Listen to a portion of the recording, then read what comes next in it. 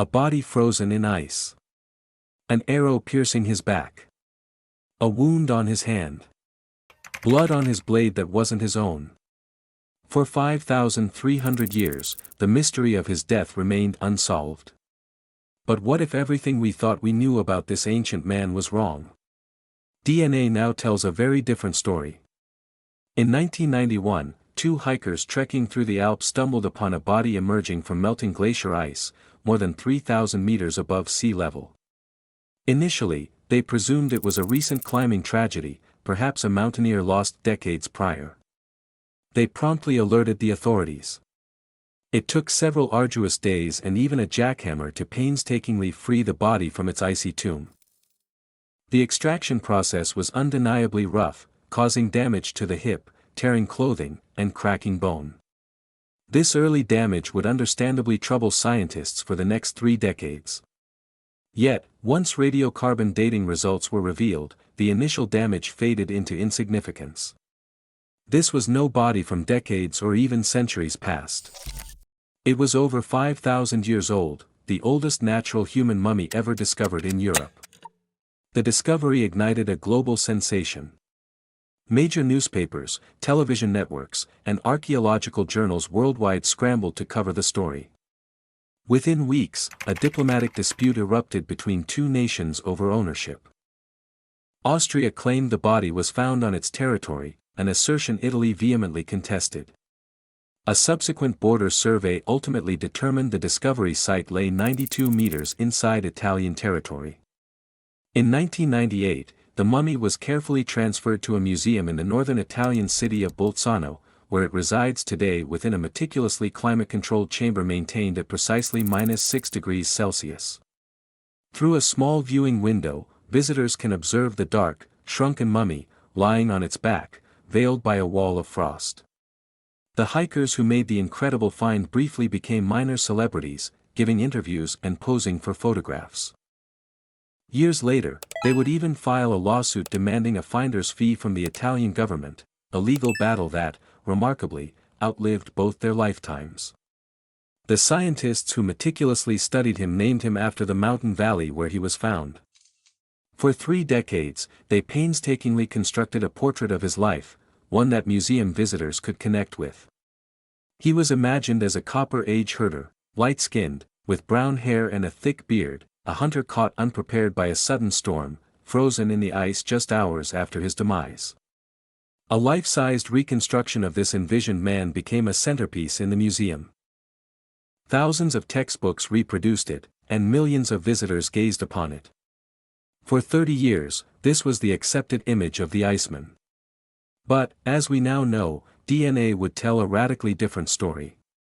Let's first examine what the mummy itself revealed, even before advanced genetic analysis. The preservation was extraordinary.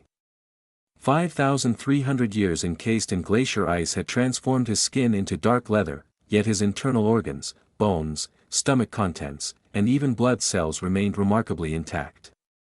Scientists discovered 61 tattoos on his body. These weren't decorative, they were clustered around his joints, lower back, ankles, and knees. Their precise placement corresponded to acupuncture points used in traditional pain treatment, suggesting he had endured arthritis and chronic joint pain for years. His stomach still held the remains of his final meal, ibex meat, red deer, einkorn wheat, and traces of a toxic fern, possibly used as a food wrapping or a medicinal herb. He had consumed this meal approximately 2 hours before his death. His intricate clothing was crafted from the hides of at least 5 different animal species, meticulously stitched together with sinew. He wore a bearskin cap, a grass cloak for protection against rain, and shoes insulated with grass. His essential equipment included a finely crafted copper axe, a flint knife, an unfinished and non-functional bow, and a quiver containing several arrows, though only 2 were ready to be fired. The copper axe was particularly remarkable. Tools of such quality were rare in his era, indicating either significant wealth or high status. Its blade had been cast, hammered, and sharpened using techniques that demanded specialized knowledge. Clearly, he was no ordinary shepherd. His bones corroborated this narrative.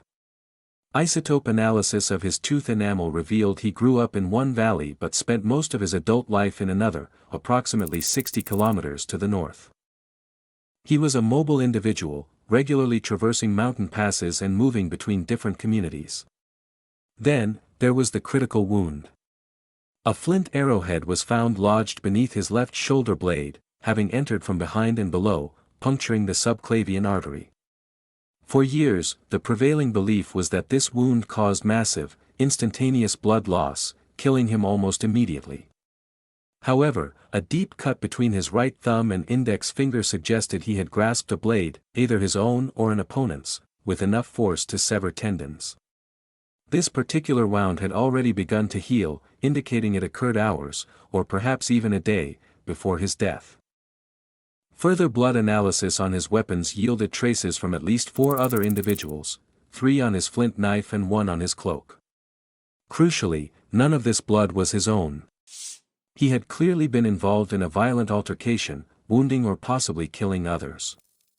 Following this confrontation, someone pursued him to one of the highest mountain passes in the Alps and shot an arrow into his back. For 3 decades, the enigma of his killer fueled scientific inquiry. Yet, this very research, while seeking answers to his death, also constructed a portrait of the man himself, a portrait that, as we would later discover, was largely incorrect. The first major reconstruction of his appearance stemmed from a DNA study published in 2012. However, this initial genome sequencing was performed at low coverage, meaning the resulting data was relatively sparse. The findings suggested light skin pigmentation, brown hair, and the presence of ancestry linked to the Pontic-Caspian steppe, a genetic marker associated with the extensive population movements that reshaped Europe after 3,000 years before the Common Era. This interpretation seemed to align perfectly with the expected historical timeline. By the Iceman's era, steppe-related ancestry was already integrating into European farming populations. Thus, the Iceman appeared to confirm this established pattern, neatly fitting into the textbook narrative, a blend of farmer and steppe migrant, traversing the Alps as various populations intermingled and shifted. Museums worldwide, including those in Bolzano and Vienna, and numerous traveling exhibitions, built their reconstructions around this data: light skin, brown hair, a thick beard, fur clothing, and a lean, weather-beaten face. This reconstruction rapidly became one of the most recognizable faces in archaeology. Children learned about it in schools, and documentaries reiterated it. For over a decade, it remained largely unquestioned, primarily because no superior data existed.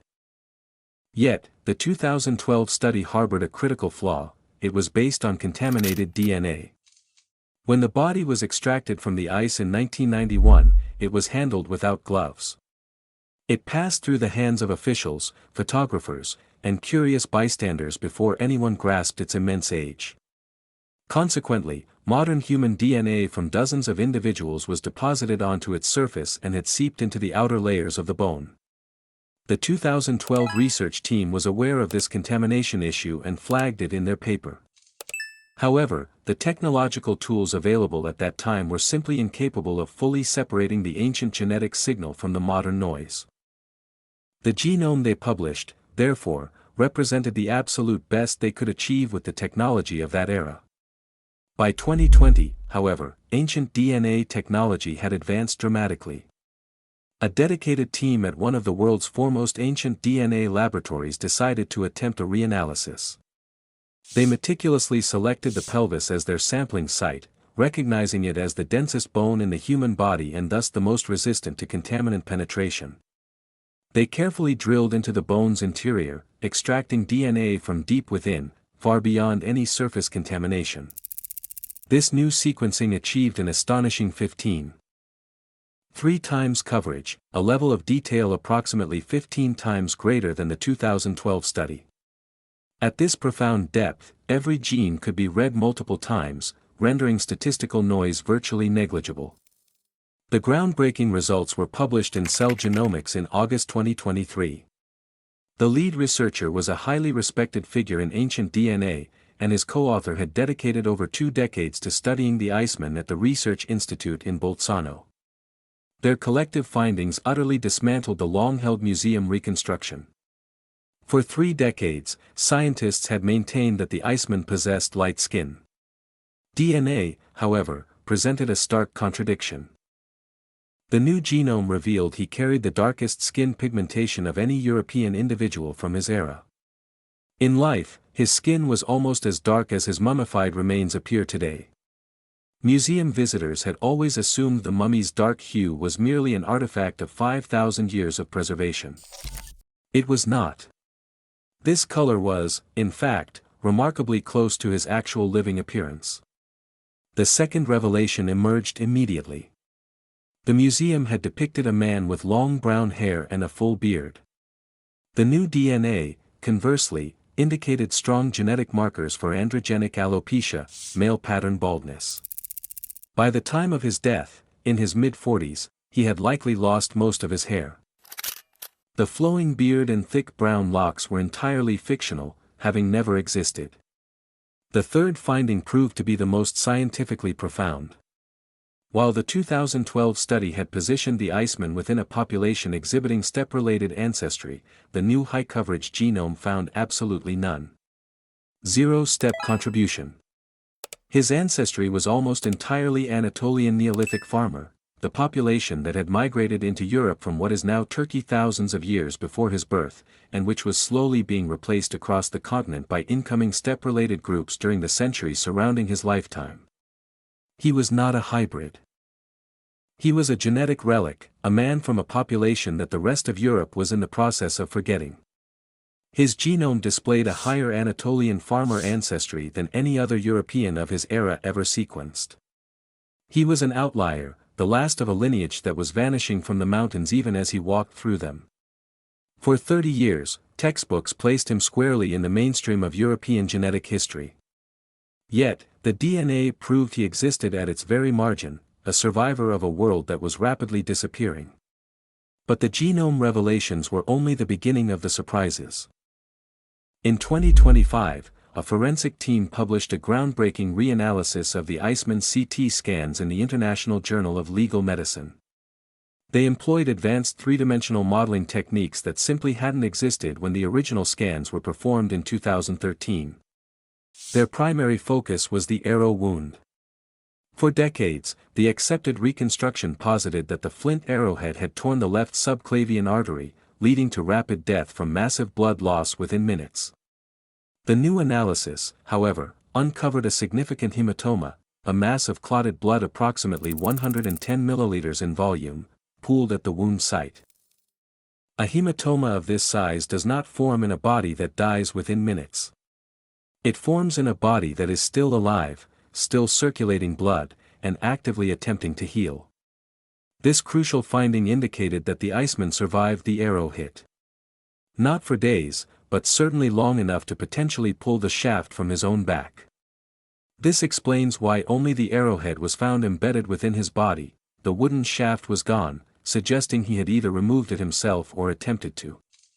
He may have walked or even crawled after being struck. The arrow had not killed him instantly, instead, it initiated a process that eventually led to death, but the timeline was far longer and more agonizing than anyone had previously conceived. And there was yet another significant revision to his story. Botanical analysis of plant material discovered around his body revealed he died in late spring, contradicting earlier studies that had concluded an autumn death. Pollen grains from hop hornbeam trees, which bloom exclusively in late spring in the alpine valleys, were found within his digestive tract.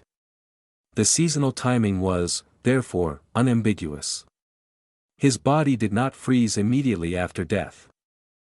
Instead, it lay exposed on the mountain pass throughout the warmer months. Insects reached it, as evidenced by fly pupae found in the surrounding soil. Decomposition had already begun before the arrival of the ice.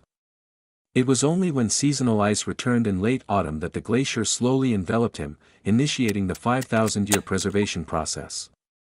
The clean, instant death described in textbooks, a man struck by an arrow and flash frozen in a sudden storm, was a comforting fiction. The reality was slower, more brutal, and profoundly more lonely.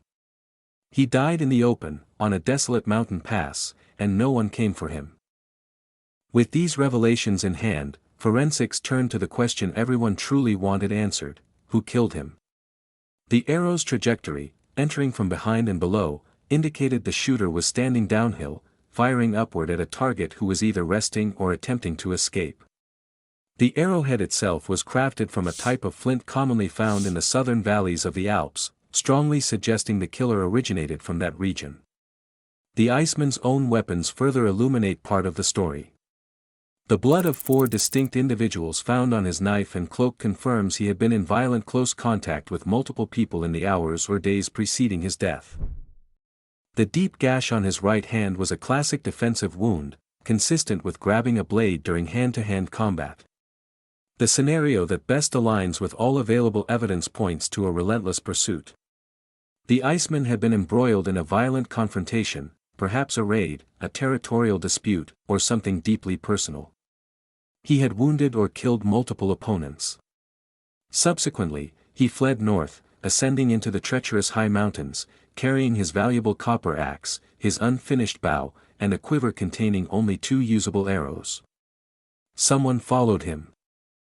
Through winding valleys, up arduous switchbacks, across desolate snowfields, to a pass situated over 3,000 meters high, where the air is thin and the wind howls ceaselessly. The pursuer waited until the Iceman ceased his movement, then fired a single, fatal arrow into his back from below. Intriguingly, the killer did not take the copper axe. In that era, a copper axe was among the most valuable possessions a person could own. Leaving it behind suggests the killer either fled immediately in haste or simply had no interest in the weapon. Some researchers theorize the killer feared being identified if they returned to their community carrying such a distinctive and recognizable axe. His body was never recovered by his people. No one came to bury him, no one carried him down the mountain. He lay precisely where he fell, exposed to the elements, until the encroaching ice slowly enveloped him for 5,300 years. His community, if he still had one, either remained unaware of his fate or simply did not come searching.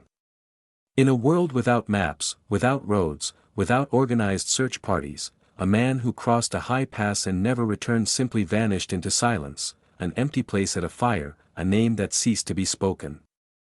The killer, or killers, left no trace beyond the arrowhead lodged beneath his shoulder blade. We will likely never know his name, nor the precise nature of the conflict. We will never know if his killer returned home to confess, or if they too kept the silence of the mountains. What we now understand is what the evidence has always shown, yet what we spent 30 years misreading. A body in the ice. An arrow in his back. A wound on his hand. Blood on his blade that was not his own. For 5,300 years, no one truly knew who he was. While DNA could not name his killer, it undeniably gave him back his true face, darker than the museum displayed, balder than the textbooks taught, descended from a population the world had nearly forgotten by the time he was born. He was the last of his kind on that desolate mountain pass. And someone made sure he stayed there. The journey of discovery continues. If this story resonated with you, consider exploring more DNA mysteries, ancient forensics, and the untold cases history tried to forget on buried worlds.